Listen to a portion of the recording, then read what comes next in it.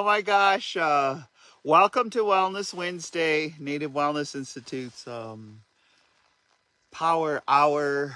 We call it Wellness Wednesday. We come to you every Wednesday. So, Oki, ni stuni daniko makoyo sukoyi. I'm out in the woods near my house. And it was not raining, but I always bring an umbrella because you get out here, and I said, "Ooh, it's almost 1 o'clock." And every Wednesday, we bring you words of and stories and some of our experience. And so I just want to welcome you to Wellness Wednesday. We are going to talk about healthy relationships and recovery. Oh my God. Just to talk about, because Native Wellness Institute, we've forever, and I think before I began, if it's okay with you, I'm just going to, and I'm a practicing speaker, so I'm just trying to lead a lot of prayers because there's, quite a bit of rain around here. If it lets up, I can put down the umbrella. I'm just trying not to get my iPhone wet day. But I just like to say, Hio Stapatapi, Hio Nina, Hio Napi Natusi. And if you could light a smudge wherever you're at, that would be good. I'm being smudged by the rain. Nogakimoket, Nogaspomoket, pity us and help us. Hio Stapatapi, Spomokana, all of the 400 First Nations just over the medicine line right here. Ayos Japatapis, Pumukana, Siksikai, Kainai, Abatsa Pikani, and Amskapi Pikani. Ayos Japatapis, Pumukana, Absalaga, Spumukana, Northern Cheyenne, Spumukana, Rocky Boy, Chippewa Cree, Spumukana, Ani, White Clay, Fort Belknap, Spumukana, Assiniboine, Fort Peck, Iostabatapy, Spumukana, Little Shell, Spumukana, Salish, Kootenai, and we just ask prayers for all of the tribes, all of the over 500 tribes on this continent. And we're asking special prayer for all of the tribes in the lower hemisphere, the lower where the condor eagle. We ask special prayers. We just Creator, we're just here today we thank you for this rain. We thank you for this free water, or this good water. We thank you for this lake. We thank you for the oceans. We thank you for the triple divide. We thank you for the fresh air. We thank you for the green grass. This we just we ask you to be with us today during this time and this Wednesday as we shift to some spring and some summer. We look forward to Strapatapi, to the June 20th. We ask prayers for the Juneteenth on the 19th and the solstice change on the 20th. We ask prayers for all of those preparing for all of the upcoming summer ceremonies. We ask prayers for our Pomo relatives who go into their big head dance starting this weekend and have prayers. They're always prepping and they're going to dance all 4 days and say prayers for us. We ask we ask for prayers for Suquamish Nation that is getting their their canoes ready for ceremony for the canoe journey. We ask prayers for them, for the salmon people. We ask special prayers for the LGBTQ2 spirit. There's just so many celebrations happening. We ask prayers for their Pride Month for June, that there's a lot of good celebration and a lot of healing for those who call themselves allies, and within the LGBTQ community, that there's a lot of healing amongst each other, and that we can find the common ground. We ask special prayers for the Joe Bird Rattler family. We just lost Joe, and he's a long-time veteran and a long-time with the Blackfeet Warriors Society. All of the veterans and all of the veterans up on the Canadian side, and all of the celebration Armstead Day. We ask that this weekend of ceremony, and all of our veterans and whoever has a veteran in the family, that if they're still here, they get to celebrate them, and if they've crossed over to across the veil, that they also get to celebrate. I asked my uncle Gerald, who's been in the spirit world for 10 years. I just asked him, Uncle, you always helped everybody here. You always watched over me all my life, and I know you got other veterans up there. If you could just help us some more, but we're grateful. And I apologize for just asking for help all the time, but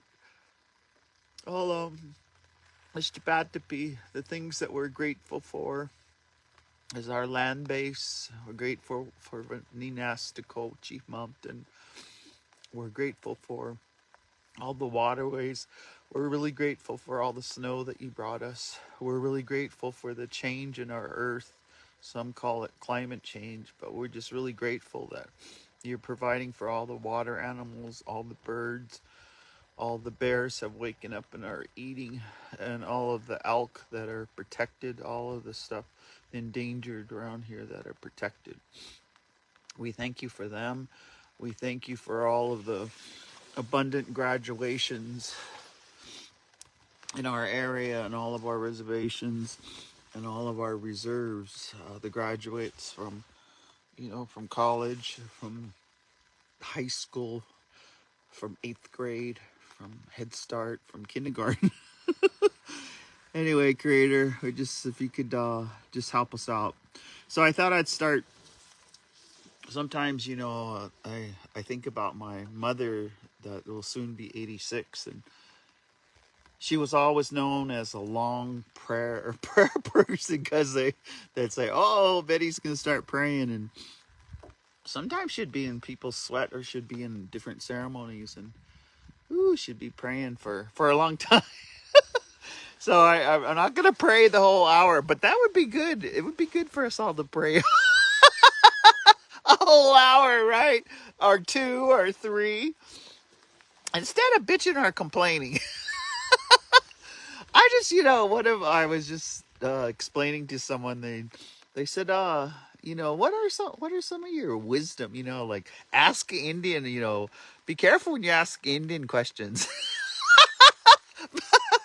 But they were asking, like, what is some of the wisdom, and what popped into my head is, man, when I grew up with my 4 grandparents, and I grew up with my uncles and aunts, and even now, present day, when you're around these old time Indians, I don't know, I just don't hear them bitching and complaining.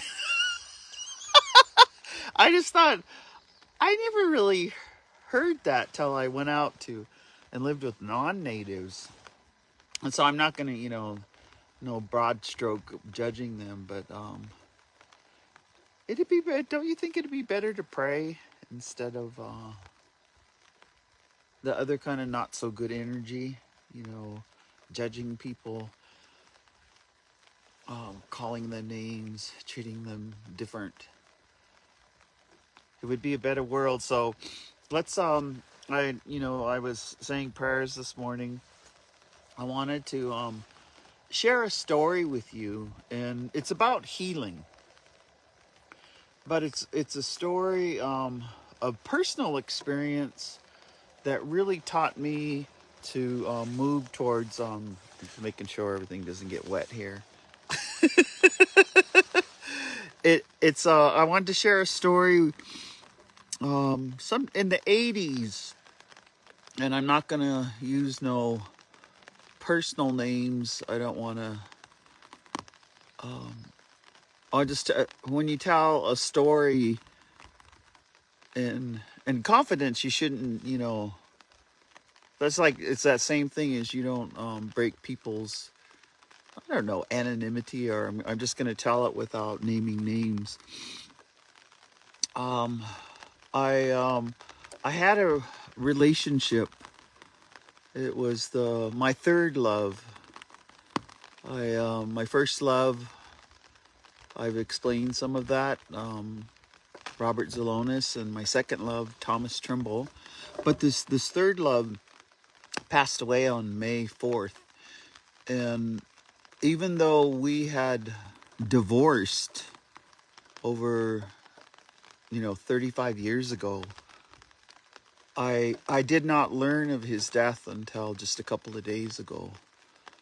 But my spirit went through a couple of days of grief, even though we were divorced and I hadn't thought about him. And so I just wanted to share some of that story with you. And it was intense. It was, I wasn't sick, but I could, when I grieve, I always get like sinus problems, or my nose will run, or it mimics like a cold symptom. And so remember, when you're grieving, sometimes it mimics having a cold. And I was going through that when I came back from my road trip, and and I didn't know that he had died, this person that I was in love with, 35 years ago. I mean, I guess I still love him, but it was a chapter of a relationship. And then of course, me, the badass auntie, I'm teasing. I was visiting with some other relatives from a different state, and I said, yeah, I guess we kind of had like a Tina Turner and Ike relationship part of it. Because when we first met in the 80s, we were not in recovery. And then we parted our ways. And then I got sober, and I started, I was in Al-Anon, so I was doing Al-Anon stuff, and I got sober.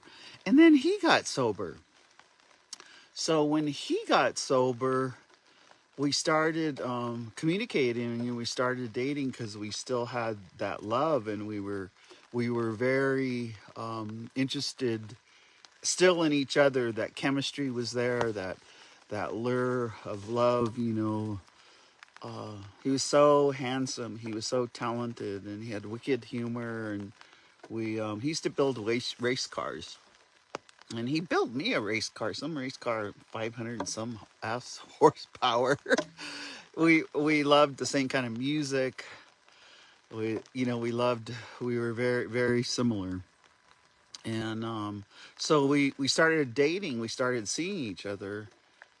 And this is, I just wanted to, what I learned was, when you're in early recovery, and early recovery, like they say, don't enter into any new relationships that first year that you're sober. But I think early recovery, I mean, when you're in that first 5 years, even that first 10 years of discovering your authentic self, I think you have to really have, your sponsors, or your therapist, or your sisterhood, or your brotherhood, or if you're LGBTQ or transgender, you need support to surround you, and making sure that it's healthy for both of you. Because in hindsight, I could look back, and we were, and I would describe it as, when you're in early recovery, my sponsor described it to me as, you don't have relationships, you take hostages. and, and now I think about that, now I totally understand that. In early recovery, we haven't had enough time to know our character defects, and to know how one of them being controlling. And one of the things that destroys a relationship is controlling controlling the other person. So yeah, I laugh because yeah, we take hostages. And so I can see in hindsight, I can see that was, we had that love and that attraction, and then tried to work on it in recovery. And it eventually, it came down to, and I can only tell my side, and I don't want to, since this person is gone, I want him to rest in peace. And I don't want to say anything bad about him. Where, one time in our relationship, I really felt like if I could take him out, I would. That anger that you get. And so the other day, before I knew of his death, I was going, or when the moment I learned of his death, for 2 days, I went through kind of like that shock because he had died alone. He's a combat vet. He had been dead for a few days, and no one, his brother came and checked on him. See, when you put that up, that comes on. Interesting. So I I went through a grief because I went through that shock, that denial or acceptance of the death, that bargaining, that all of those stages, but even anger in a couple of days. But being in recovery and talking to my 12-step friends, and all my friends are therapists. I got to like talk out, I was actually moving through grief. And even before I knew he had died, because we loved each other at one time, I had those symptoms, and I could feel some,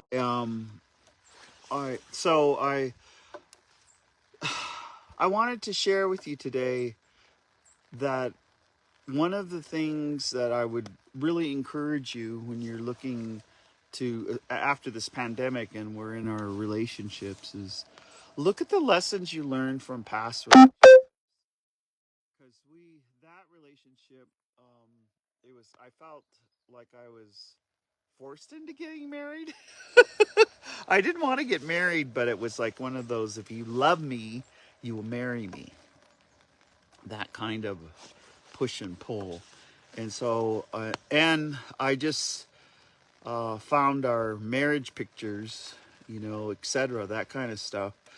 But our relationship, it didn't last because he eventually used again and drank, and that's when I left. And but it was so hard because it was like my heart was breaking. I had program people, and I actually had a good friend, a sister friend, came and just got me and said, come with me, come with me until you get your head clear. And she said, grab your things. And so I left with nothing. I grabbed my things. I had myself, I had my job, I had my credit cards, and I canceled his credit cards because I was caretaking him. I'd give him my credit cards, and he charged up a lot of stuff. I forgive you. That's on me too. And that's so I wanted to share some of that because when I was brokenhearted, and I stayed with my girlfriend until she made me chicken soup. We went on walks. I went to meetings, and I was still in we were right in the process of developing the Gathering of Native Americans. So this is like 1990 or so, 1990. And then we were testing the Gonas. And so I had my work, and everybody I was working with was in healing. There was Dr. Clayton Small, there was Jean Harone, John Bird, Barbara Aragon, Cecilia Fire Thunder. There was just all of these people in healing. And so I was surrounded by a lot of people that I could bounce my emotions off. And so in healthy relationships, okay, so I'll say this. if you are hiding your relationship like you used to hide your booze, then it's probably not healthy. Woohoo! And if you're hiding your relationship from certain people, you have to really exam from your parents, or you're hiding your relationship, you're scared to introduce them to your children, or you're hiding your relationship from your coworkers, any of that kind of stuff.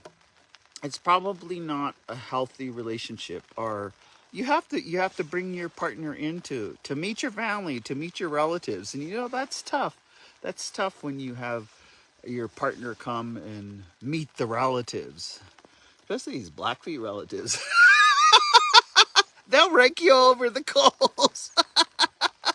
Anyhow, so what is a healthy relationship? So I wanted to share some of that story because I did go through the grief, even though I hadn't been with this person for 35 years. I I'm sorry that he passed. I'm sorry that it died in that manner. And he was a decorated veteran, also combat vet from Vietnam.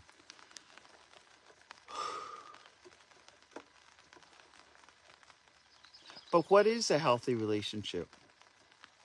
And I was talking with another colleague early this morning, and we often talk about this, and it's a colleague. We're never a heterosexual, that we've never been romantically involved, and we were talking about that. Number one, that a healthy relationship is healthy communication, and not holding back on emotion, not holding back on feelings, not that it's really laying the cards out, and not assuming anything. And so we were having fun because this coworker is entering into what seems to be a really healthy, beautiful relationship, and so we got to celebrate some of that. And then those of you, healthy relationship involves courtship.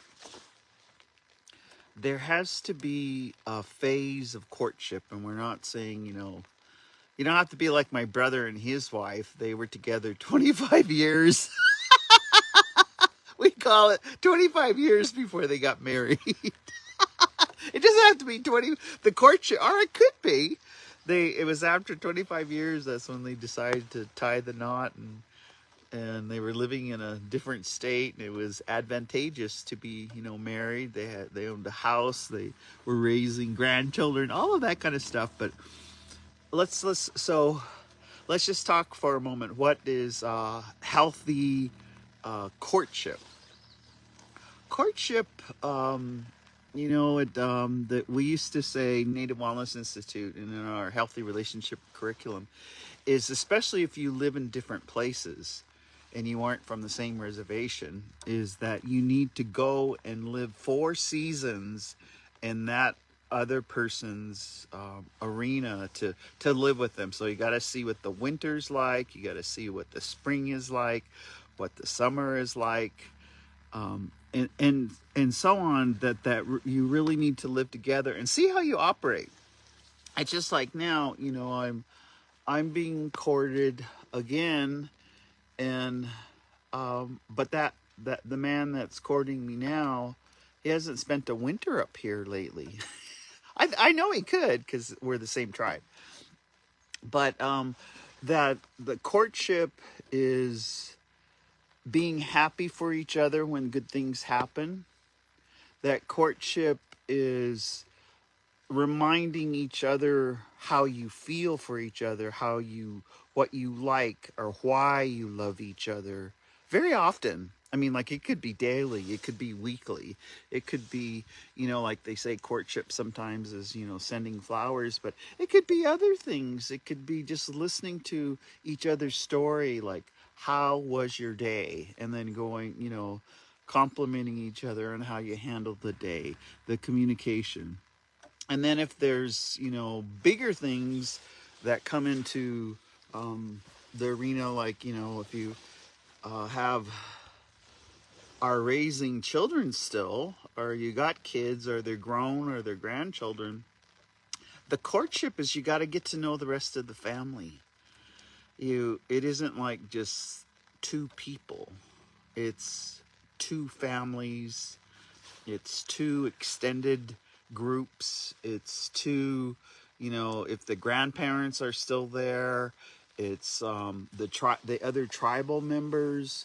It's the other ceremonies, and even if I one of the great loves of my best friend who's is gone now. She's San Carlos Apache. Her husband was Navajo. So in their great love, he learned to speak Apache and she learned to speak Navajo. So they were fluent in both languages. Imagine cussing each other out in both languages. But that communication, learning the languages, learning the protocols, um, learning, coming in, because like when we up here, when you're a non-Blackfoot, there's a lot of you have to courtship the whole tribe. And that's important. You have to courtship the whole tribe because there has to be a level of acceptance. A level of acceptance if you're intertribal. And so that kind of communication. So we were talking about healthy communication and planning for the future. And in healthy relationships, it's compromise and it's patience and it's planning for the future. Even if the future is only a week later, or it's a year later, or it's a ceremony coming up, because you have to see when you're courting how you can come together and operate in those spaces, because protocol ceremonies, operating in those spaces is very important. So I think about that. So what else is courtship? Um, one of the men that was courting me a few years back, he started making me jewelry. So he made me jewelry when he would come to stay at my house, and I considered this courtship. He taught me how to fix my plumbing, my bathroom. He taught me how to. He put up new bookcases because I have too many books and I needed to put my books in bookcases. He did all those little overtures of fixing things around my house. And so think about that. When courtship is cooking for someone. Courtship is making their favorite meal, learning what their favorite meal is, and learning how they make it.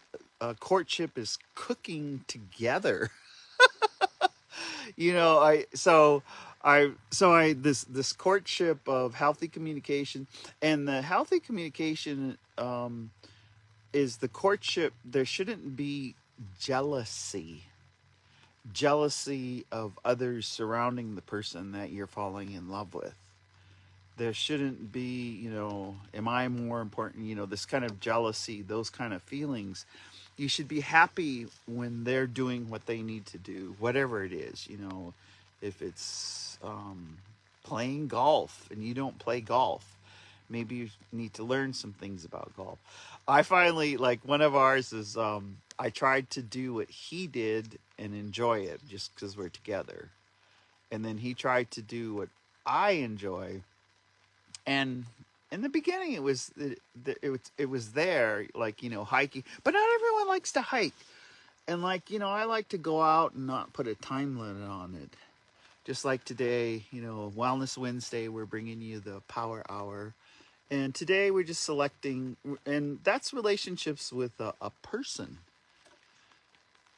These healthy relationships, the courtship, the communication, and I just want to talk about another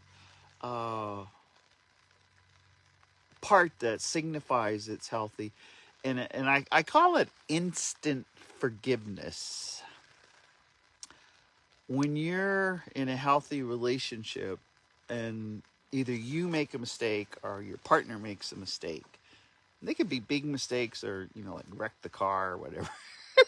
Or they could be, I don't know, put the wrong ingredients in what you're cooking together. One of those kind of mistakes is, in a healthy relationship, there's instant forgiveness.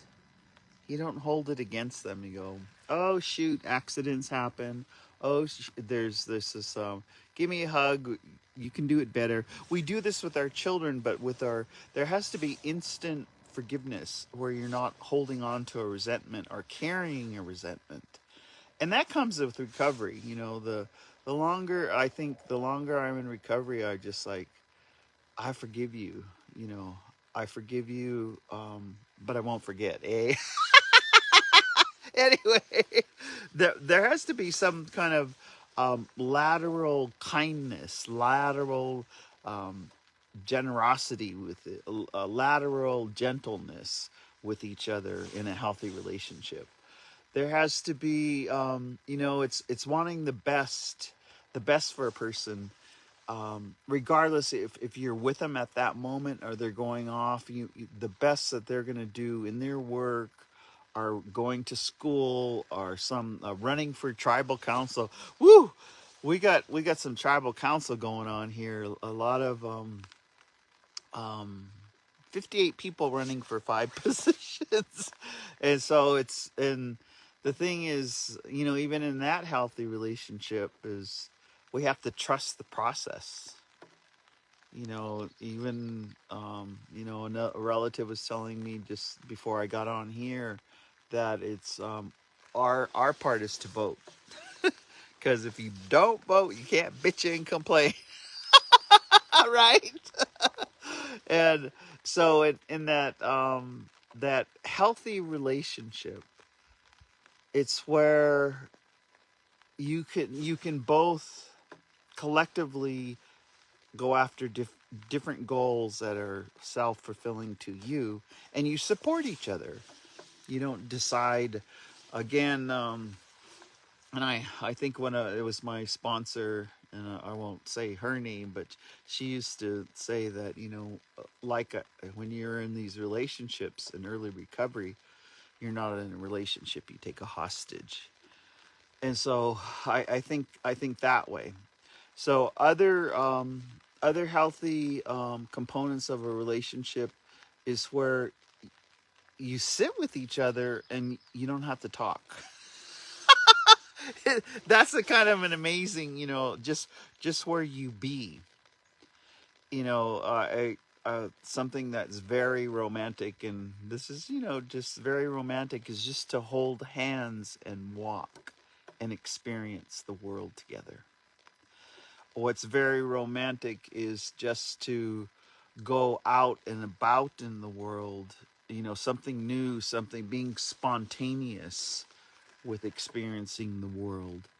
I just one of the greatest things that I see, and I see it often because this is such a beautiful place that I live in, is people come here on vacation, and especially when we have a lot of the gray-haired population that comes here. I think it's so beautiful when they hold hands and they've been together. They both got gray hair, and they just, walk into the restaurant and they listen to each order together and they hold hands. And there's not, and I'm not going to get into the sexual stuff. Maybe that's another power hour. But just holding hands, that delicate, touch with each other, that gentleness that is not has any sexual intentions with it, but just being with each other, touching each other, holding hands, sitting next to each other, and just being. Often in our work, just to be together, just to go walk the dogs together. If you don't have a dog, walk the cat, pull the cat. No, I'm just kidding. Are just experiencing the world together. So I was just thinking, okay, this is kind of my idea. I was thinking, because I thought, well, what do I like to do in this person that's courting me now? I like to grow things. Like I'm experimenting. I've got some hanging plants, and hey, it might have, no, it's still raining a little bit. Um, I if you grow things together, besides children, raising children, parenting, co-parenting is one of the sexiest things you can do. But if you grow things together, and I was thinking today, I'm starting. It's my ninth sacred tobacco plant, and I started it, and it just like blossomed. Like the leaves are almost as big as like the scarf right here, and they just popped, and I got so excited. And then I thought in my mind, I really wish my friend that's courting me could see this. I wish it could touch my tobacco plant and share this joy with me. So when you share joyful things, that's a healthy relationship. When you share, like I usually with the climate change, usually by this time you can jump in this lake, but it's too cold because it's glacier water. But I was just thinking if it warms up in the next couple of days, and usually the first time I jump in, it's like wow, it's like it takes your breath away. So I get out really quick, and so I was thinking in my mind that would be really good to experience with someone I love, someone as a companion. That would be like courting. Okay, come jump in the lake with me, glacier water. if if you really love me, you'll jump in the lake. Anyway, but it's about seeing the world together and then listening to each other. I think what in healthy relationships, and I've been Native Wellness Institute. We've been doing a lot of wellness in the workplace and coworkers and doing mediation. It's beautiful if you listen to each other's version and can have that empathy. It's like radical empathy, not sympathy, but radical empathy for that person is to step in, and that means to step in their shoes and see the world through their eyes and understand and comprehend and feel it. They say like, walk in their moccasins or walk in their hokas. Because everybody's wearing hokas. I guess they're the most comfortable. Our Crocs. I I bought too many pair of Crocs, but now I'm gonna start buying hokas. And right now I got mucks on. This is so crazy, but walking in their shoes. And so today, I just wanted to share with you. Okay, so that's with other people, and I wanted to kind of like shift a gear. Is having a healthy relationship with self and self forgiveness, self kindness, and I'll come from I because I've taken some time intentionally after I got back for this road trip. I'm not traveling till next week, and you guys are all invited if you're in the Montana area. In Missoula, the Two Spirit, the new office is going to open, and they're having their 28th annual Two Spirit gathering. But they've blessed me and asked me to come and do the blessing. And so I decided I'm just going to stay home till then and reflect on my own self-care. And since the self-care, so what is your self-care? And one of the biggest ones that we spoke about last week is, letting us sleep and nap, or just sleep good, and to triage your energy gently, and I going to your meetings, doing your meditation. I got out some old journals and I was rereading them, and so I started journaling again every day about and making a gratitude list. So starting out with what are you grateful for? Just making that 5 to 10 things, and then for the self-care, naming the things that you do well, and naming those skills that you have, or what you have learned. Like I've, for example, I'm a good mediator or facilitator when people aren't getting along, and really listening to everyone involved. If there's 10 people involved, if there's 5 people involved, or 20, listening to each one and then bringing them together in ceremony so they could hear each other. And so I just, I have some positive announcements. I've been on the board of Sovereign Bodies Institute, and there's been a transformation, and we're in a really good growth period right now. We have brand new board members. We have staff members that have held in there. We have dedicated people. We have litigators, and we have an executive director who's been there. We've been there from the beginning when we had no money, and now we're right at the point of getting our 501c3, and we have this incredible database, that Sovereign Bodies Institute, that will be available for your use for healing. And so we're I won't I was just we were on a Zoom last night with all of these new board members.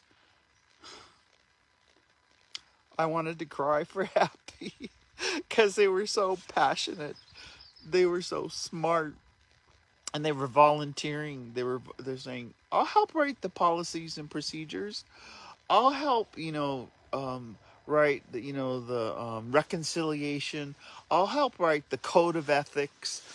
I was just so happy because that was the prayers, is that we're at a place where we're flourishing and we're growing again, because it was really hard, up and down. And we have a grant writer who just got a big grant, then, and was talking about the other one that she's working on. So you have someone dedicated to fiercely writing for money to be coming in. Anyway, say a prayer for Sovereign Bodies Institute. But that self-care, we were when we were on, there was quite a few, and they had small children, and then there were some who had no children at all. But there was just kind of, the laughing and of taking care of ourselves. So let's just in this remaining time, having a healthy relationship with ourselves. How? Because it's your birthright to thrive and have joy. But what is that? What is self-care?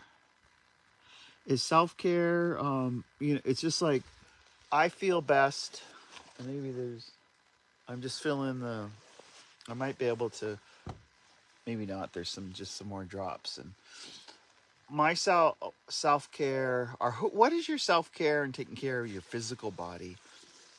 When I had these cancers removed, I couldn't exercise.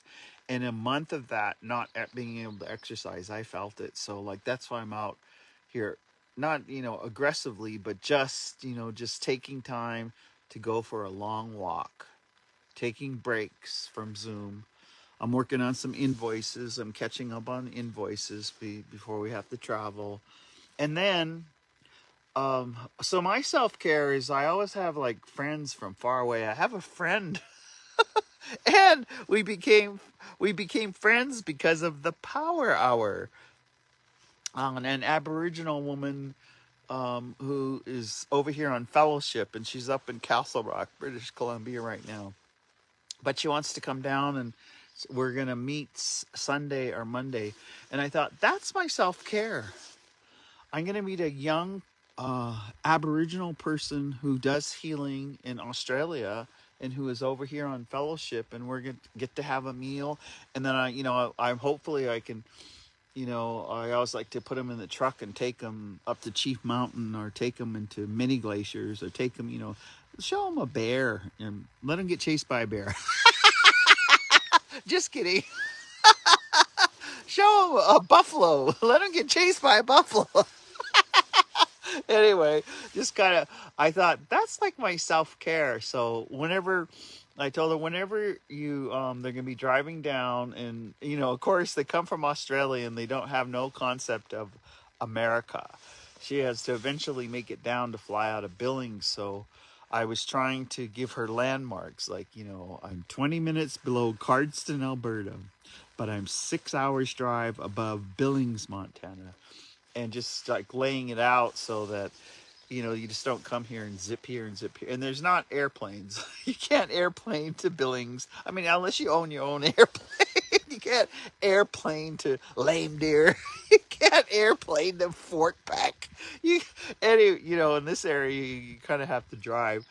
So that self-care of making new friends, it's good to, and again, making new friends where you have a lot in common.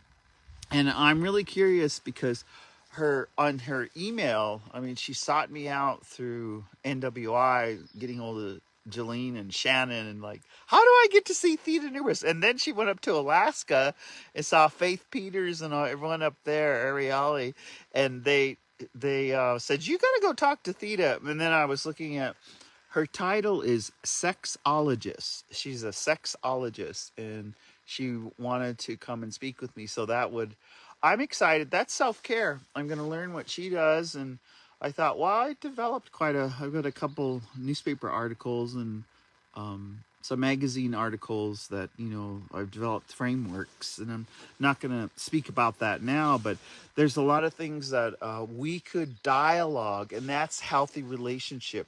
When you work in one healing discipline and you can begin to dialogue.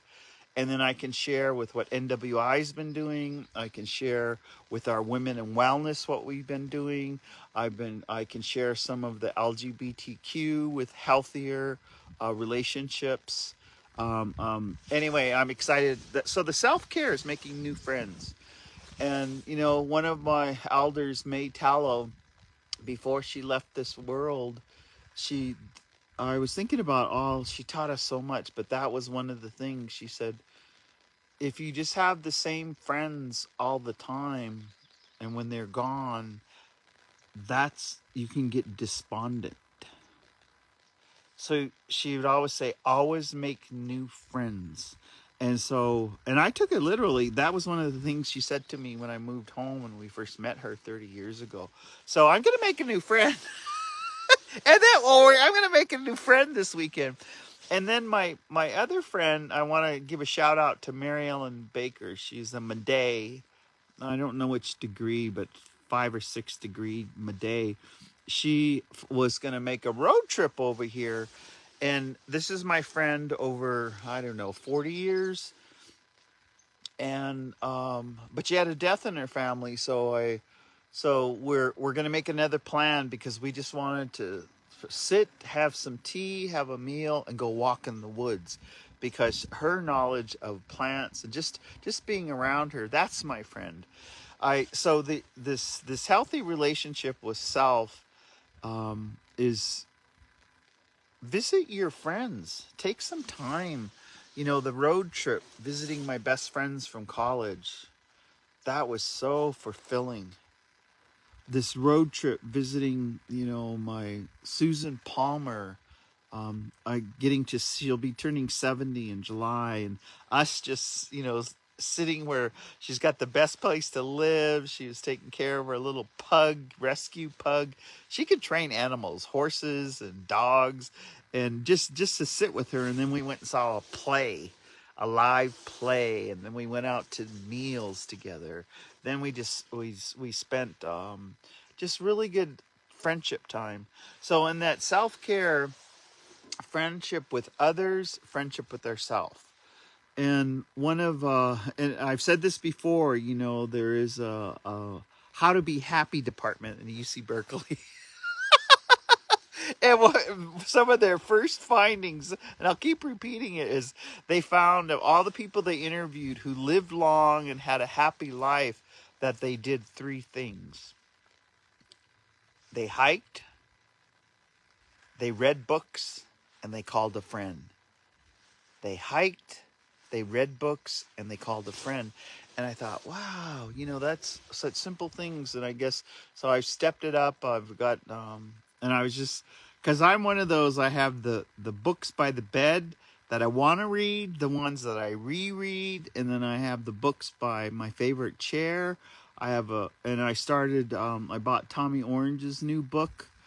I just started rereading some books and just reading books, and then calling friends. I really, rather than, because I noticed a lot of my friends, we text each other, but I want to talk to them and I want to see them eye and eye, eye to eye.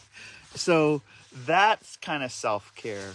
The other self-care is, of course, do all the physical stuff. I did all that colonoscopy, and that's how we found these basal cells. I finally got in, and they were removed, and they're healing.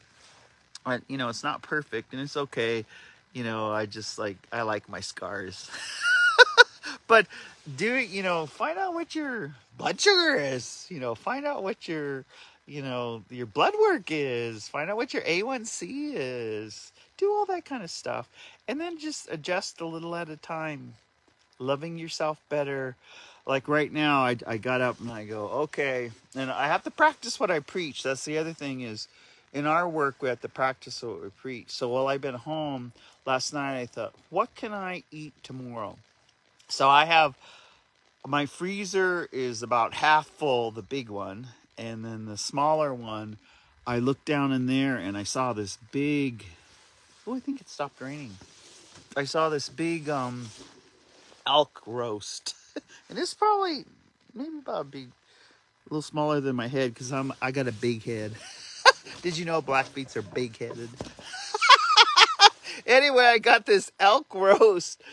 And so I thawed it. I lit it overnight. And so this morning, after I smudged and said my prayers, and I always get up and I have a routine. Sometimes I smoke my pipe. Sometimes I just smudge, because I wanted to go walk for a long time and work on my invoices before I came here on the Power Hour. But I took the roast and I wrapped it in heavy aluminum foil.